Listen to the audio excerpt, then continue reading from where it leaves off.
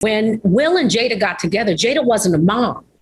Right. So she wasn't experienced. She didn't have a certain understanding, so that sometimes caused a little friction. On the show, Garcelle said that you are the poster child when it comes to co-parenting. And right before our interview, I rewatched your Red Table Talk with Jada, and you could just tell the love and respect that everybody has for one another. But it was challenging getting there. I mean, how did you get there? And what would you say were some of the biggest challenges that you faced?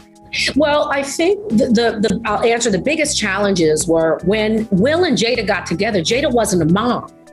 Right. So she wasn't experienced. She didn't have a certain understanding, so that sometimes caused a little friction.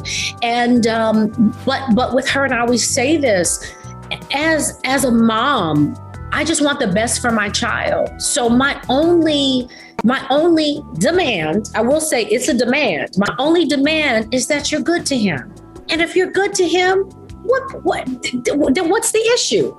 You know what I mean? So she's always been amazing to him.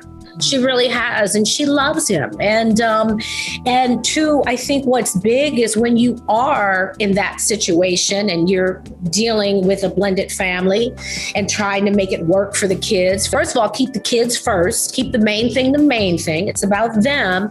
And secondly, forgive quickly. And let's move on. Let's acknowledge. Let's take accountability. If I miss the mark, if I miss it, then I owe you an apology. And let's do that. And we were able to be adults in that situation. We didn't hold on to things and not communicate, not take accountability.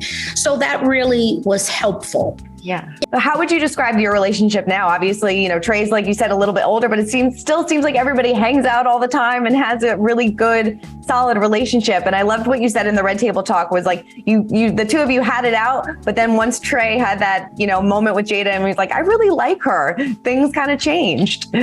Like how exactly? I mean, if he likes her, that means she's treating him well.